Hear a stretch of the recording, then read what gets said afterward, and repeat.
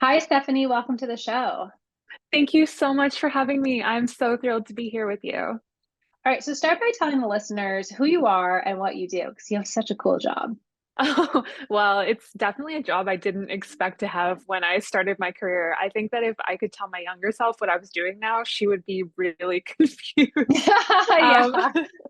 but my job is I'm the founder of a company called The New Happy, which is devoted to advancing this philosophy of happiness that I've come up with over the course of 10 years of research. And we do that in a number of different ways. We're probably most known for our artwork, which you can see on Instagram, which is really all about helping to communicate these ideas about well-being and happiness. And then we have a newsletter and a podcast and all sorts of other free content that helps people to learn how to be happier and hopefully giving them the tools and the insights that will support them in their well-being. Yeah, I found you via your Instagram. It's fantastic. And I think what I love most about it, I'm a very visual learner. I've said that many times on the show. Yeah, And so having an illustration to like show a feeling is not something you typically see. And you guys do it so well. And I feel like um, when you are struggling to talk about emotions or you're struggling to maybe understand them, having the visual go with it is like it clicks. It's like, okay, there's the click moment, totally. you know? Yeah, thank you. I'm so glad you feel that way. And I'm honestly so amazed that people find so much of a connection with it. It really shows me how universal a lot of these experiences are, Yeah. And I think to your point, because so many of us, like women of our age or women in their in the workforce, we're of a generation where we weren't necessarily taught how to navigate those emotional experiences or treat ourselves with compassion or to Yeah. experience, like kind of these emotional well-being topics that are more potentially in the zeitgeist now. And so I think that my hope is that by communicating it in a new way, it helps us to understand it in a new way, right? Yes. So Yeah. I'm really, really glad to hear that. And like you can communicate it to others, right? Like this is how I'm Yeah. feeling and it makes sense. Yes, exactly. I'm like big red. I'm a big red Yeah. circle right Yeah. now. Yeah, exactly. So what inspired you to start the new happy and then also write the book?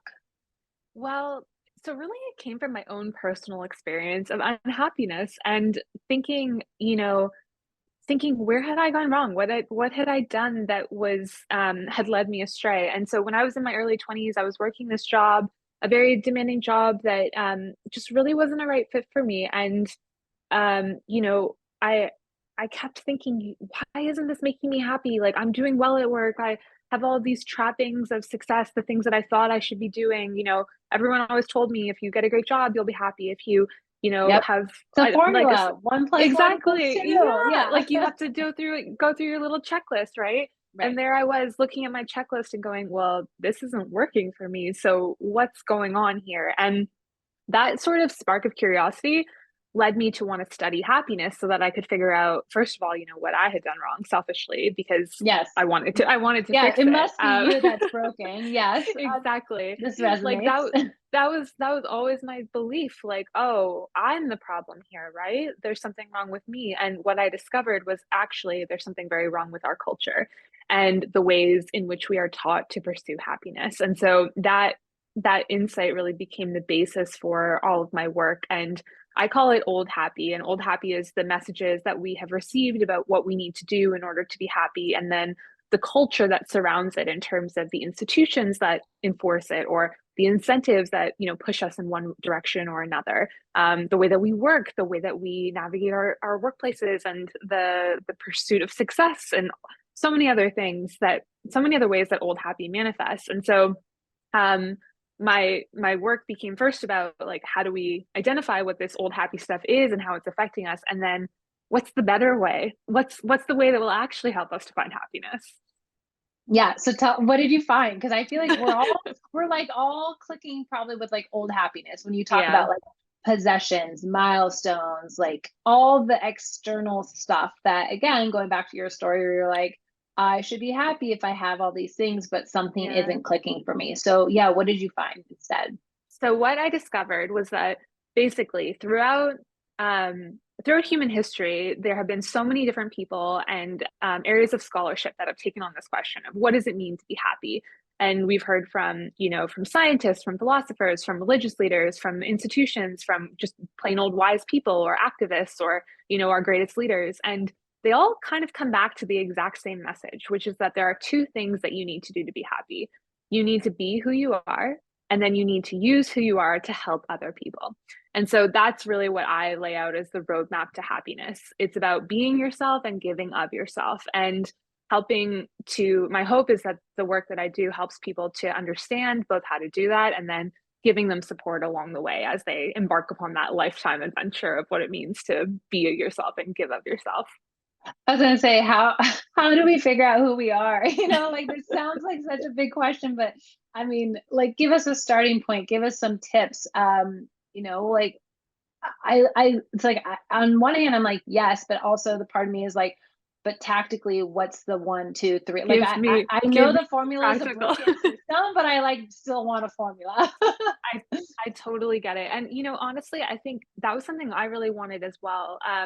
And my hope is that, in this book that I've written, it actually does that. It lays out the steps because there is a roadmap actually that you can follow. It's not as simple as being like, here's the master checklist, but it's a set of guideposts or practices maybe that can help support you. And so the first place that I always counsel people to start with is with their sense of worthiness in their value of who they are as a person. Because one of old happy's biggest lies is that your worth is based upon what you achieve.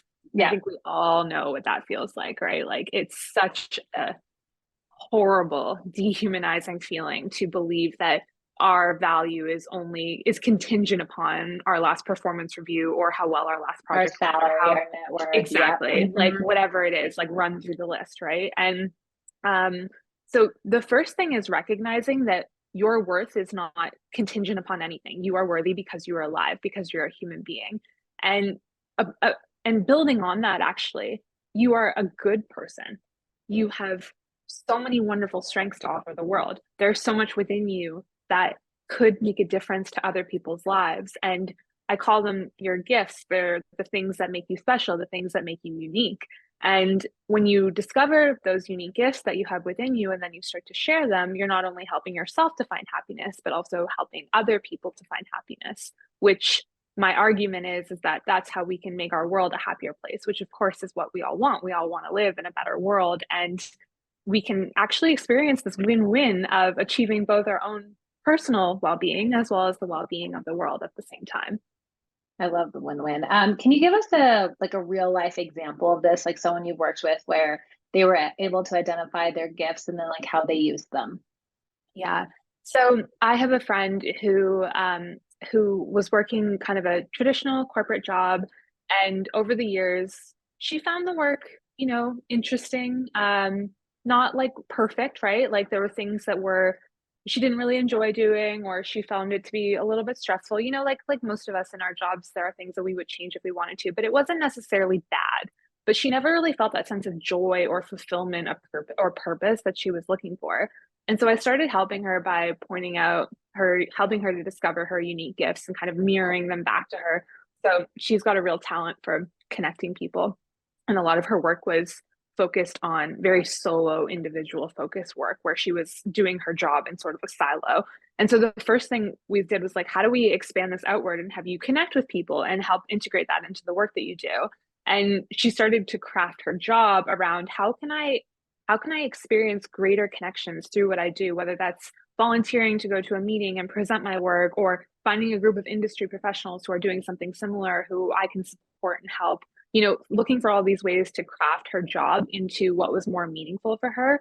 And then at the same time, thinking more long term, what does it mean to find a role or find a different company that will actually utilize more of those gifts on a regular basis? So from a work perspective, I often think about doing it in these two stages. Like, what can we do right now to craft our jobs into sources of meaning and purpose? And then at the same time, can we keep an eye on the future and think about what we want to work towards and how we might find those environments that really help us to tap into our gifts? Yeah, it's a really good point about examine what's in your control right now, because I think if it's Yeah, too far in the future, you can also lose sight of that, or you don't get that progress, which is like part of well-being is feeling like you're making progress, right? Like feeling like you're totally. moving forward. Yeah. Can we talk more about that? Because I think progress and moving forward is part of this new happiness thing, but Yeah. old happiness is like you're only making progress if you achieve. Like, how do we find ways to make progress or I guess celebrate it more often? I think a lot Yeah, of us are not great at that, like self-advocating at work or celebrating your wins. Like we're so focused on like, okay, got that, move to the next thing. It's like we don't even take the time. totally. It's such a good question. I think, as you said, it really does stem in large part from Old Happy, which says, oh, once you get here, you'll be happy. And then, we get there and we feel what? Maybe happiness for like an hour. Yeah. And then Yeah. we move on. Like, okay, well, what's next? What do I have to do now? How else can I prove it? Because again, we're seeking out the wrong thing. We're seeking a sense of self-worth from a temporary achievement, and we're seeking a sense of lasting happiness from an achievement, and that's simply not possible. We will never ever ever be able to find lasting happiness from an achievement. It's simply not how we are wired, because as you said, we are always looking to move forward and to make progress. And so part of the shift that I think we have to make is recognizing that there is no end point. There's no future where we're going to be happy forever. That's just not something that is attainable. But what we can do is craft a life, an experience of happiness on a regular basis. But it's more of a way of being than something that you achieve or acquire at the end. And so when you start to think about it in that way, it becomes much easier to celebrate the moments in your day where you do actually feel like you're making progress or moving forward. And as you said, doing that is a key source of motivation, of fulfillment, of feeling good about ourselves, and a sense of confidence. And so I personally, when I think about my life and my work, I used to have this whole end point in mind of, oh, okay, here's what I need. Here's my checklist, right? Like, here are all the things I need to do. And once I get all of those, I'm going to be happy. And I don't have that anymore. I don't have any sort of list of contingencies that I'm working towards. I have a broad goal of, trying to be myself and give of myself. And that's it. And the only way that I can fulfill that goal is by showing up every day. And so when you shift the outcome that you're working towards and you're thinking, well, there's no endpoint I'm trying to do, but today I can be who I am and I can try and help some other people, then every day of progress is actually the end goal in and of itself. You know what I mean? You're actually fulfilling that. And that's how we craft a life of true happiness and of meaning and fulfillment. How do we take that and combat a world, and especially like a workplace that is very outcome focused and is Yeah. very checklist focused? And what did you do? How far along are you on the project? Like, how do you take this and kind of combat like the way workplaces are set up? And like, obviously they kind of need that too. Like they need outcomes, right? That's part of like your Yeah. job is to create this thing or do this thing. Yeah, I think that like I don't think having goals is not like an enemy of happiness by any stretch of the imagination. Like it's really good to have goals because we want to work towards something. And again, like there's a school of thought in psychological research that we're driven by the future. We're always looking towards these outcomes that we're trying to achieve, and it's what propels the human race forward. And so this part of our nature is going to be really hard to overcome. We're not wired to be content with what we have, and that's why we have to work so hard at it. Yeah. But can we use that future oriented focus for good? That's sort of the question that I think we need to ponder. And so for me, when I think about that, so if I know that happiness comes from helping other people using what I have to offer, then I can set short-term goals or longer-term goals that actually help me to embody that. So for example, writing this book was a really big goal for me, and it was really hard, and like it took a lot out of me, and I had to really stretch myself and all that fun stuff. But it's something that ladders up as a contributor to those overarching aims for my life.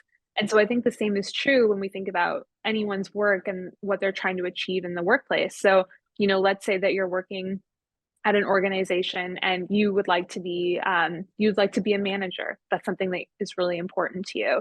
Okay, great. So what is it about being a manager that's really important to you? What's the value that's being connected there? Is that the way that you want to help people? Because if so, then setting a goal to be promoted into a manager role is actually a very selfless thing to do and a very service oriented thing to do, because that's how you've decided that you can express yourself in service of others. And then once you do that, then you can shift your focus to like, what does this look like to show up on a regular daily basis, or the ways in which I can help support people, and continually looking for the ways to expand that and how you might continue to develop your leadership competencies, or to learn how to be a more compassionate leader, and a million other things that you could do to continue expressing yourself in forms of Yeah. service. So I think it's about like thinking, okay, if I have these overarching aims for my life and that's what's driving me, sure, great, figure out those short-term goals, but don't hinge your self-worth on them. Don't say like, once I get there, I'll be good enough and I'll be worthy and I'll be happy forever. But say, okay, now I'm at this point where I have a new opportunity to continue expressing myself in a way that I can help other people. This is really good advice, especially given that so many people are job searching right now, and the job Yeah. search can talk about your worth, like your self-worth Oh, being tied into that, where you get a rejection, you get passed over for someone else. It is like it's heartbreaking to watch this. And I always used to say, like, nothing cuts you off at the kneecaps quite like a job search. And it's like it's terrible that it happens like that. But then I've seen some people like kind of rephrase it the way you're talking about, where they're like, if somebody reviewed my resume in 3 seconds, they don't know anything about me. They don't know me. So yeah, I can't let that be a reflection of my self-worth because they don't know me, so it totally. requires kind of that like active, I don't know, like retooling of like old happiness versus new happiness. Yeah. I'm curious in your book if you have, a lot of times people will say there's habits that you can do, like journaling, Mm. practicing gratitude, thinking about growth mindset and kind of practicing more of habits that help you have develop that. Are there habits or routines or things that you do on a regular basis to sort of help keep you grounded in this new happy approach? I think that, I think that I often think that the conversation we're having about habits needs to be shifted to one of values. So thinking about instead how we're aligning with our values on a regular basis. And so that to me takes many different forms and doesn't necessarily have a habit attached to it. But if Yeah. I know that, my personal values, which come from, new happy, are like authenticity and service and connection, let's say those are my three core values, then every day is going to look different for how I can show up in those values. And personally, I struggle with like trying to hold myself to any sort of rigidity or thing that I'm supposed to do. I often think that our culture's obsession with habits is actually an old happy problem, which we can get into if you're interested. But like the to me, like the the opportunity is to say like every day is different, right? For all of us. Like I am sure that everyone who's listening has a very busy life. You have responsibilities. You have things that don't go your way. You wake up and you're dealing with a sickness or a child that's struggling or with an older family member who you're a caregiver for. You have all of this stuff on your plate. And then you add the pressure on top of it. You're like, I need to have perfect habits in order to be happy. Like, I don't think that that's the case at all. I do think, though, based on my read of the research, that if you can live in alignment with your values as you're navigating those challenges and those ups and downs, you absolutely will be able to be happy. And today, that might look like, hey, I'm not able to do a workout today because I have X, Y, and Z things all going on that are also important to me that I have to prioritize. But I can do something else that's kind for myself because one of my values is being kind to myself. So I actually think that the shift we need to make is asking, how am I living in alignment with my values? And are those values actually making me happy? Because at the end of the day, it's those old happy values that ultimately are what lead us astray. Yeah. Yeah. So it's almost like a makeover for your values that then kind of Yeah. it like provides the makeover for the new happy. I also think too, like I've heard this said, like companies will be like, we don't hire for culture fit, we hire for values fit. And so like there's so Mm, many benefits of that's recognizing what cool. are my values because you can pick a better employer, a better company. You can pick a better job. If you're trying to think about what is it that I want to do next in my career, like values become this like guiding light. And I agree Yeah. with you. I think we spent so much time on this tangible thing, like, meditate for 5 minutes a day. That's a physical thing. Whereas like it just feels harder to do the internal stuff and the internal thing of Yeah. like, okay, what is my value? How am I aligning with that? What as we wrap up, like tell us some of the biggest differences or biggest shifts you've seen in your life when you kind of shifted from old happy to new happy.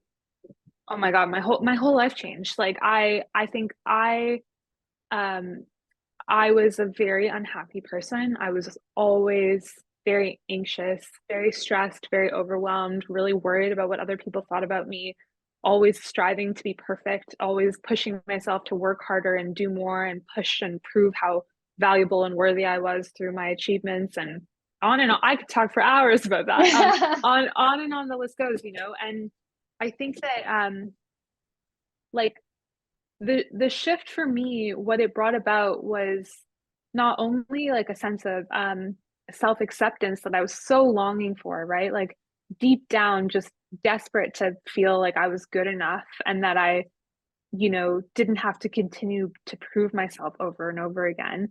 But then also this source of joy that I never anticipated that comes from helping people. And so much of, you know, whenever I talk about the secret to happiness is helping people, I always get this sort of immediate pushback of like, well, that can't be the case, right? Like it's about your happiness, and so that can't be right. And what I always think is, you know, like, hey, go out and help somebody and like see what happens to you, like see how it makes you feel and how it changes your experience of your day or the way that you see yourself or the way that you feel connected to the world. And I think that previously I thought that being of service to others would be like a drag. You know, Yeah, it like would you're a be a pushover, chore. people pleaser. Yeah, you Totally. get walked Yeah. all Like over. totally. Like, oh, like that's weak or something like that. You know, these very kind of negative impressions of it. And what I discovered was that the shift to focusing more on others has brought me the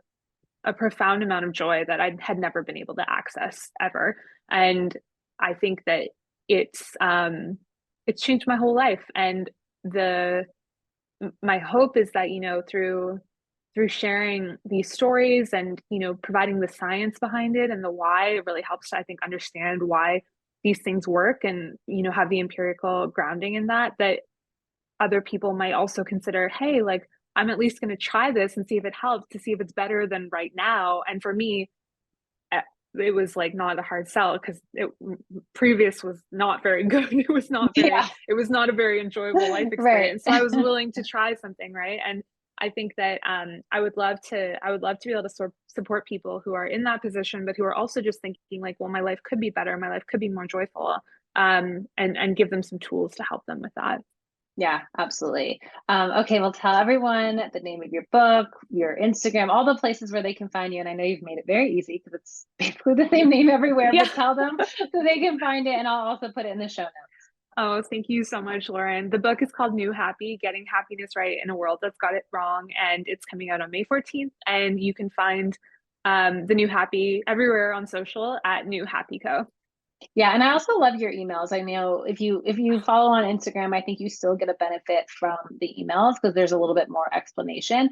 For me, I Yeah, like knowing the science and how things are kind of it's rooted like in deeper that from. dive, right? Yeah, like Yeah, I exactly. I always say I'm type A with a side of woo. So it's like the type A part of me is like I can't just take your word for it. I also want to know who researched this and said it. But there's a lot, as someone who likes these kind of topics, I've heard this said in one way or another multiple times, like helping other people. I interviewed Yeah. Sunil Gupta, who did Find Your Dharma, which is about finding your purpose. And Mm, I just think what people get scared about is words like purpose and values. And so I'm happy that you wrote a book because it provides, as you said, kind of like guardrails. You're not telling people this yeah. is the prescription you have to follow. It's guardrails of, you know, keeping yourself sort of in this within this framework, and probably catching yourself when you are Of drifting to course. old happy, and you'll Totally. probably recognize in other people, and you only have control over yourself, sort of thing with that. But yeah, Stephanie, I love this conversation. I resonate so Thank much with what you. you're saying, so thank you for writing the book and going through Oh, all that thank you hard for work. having me. And yes, we'll put all of that in the show notes. Thank you. Thank you so much.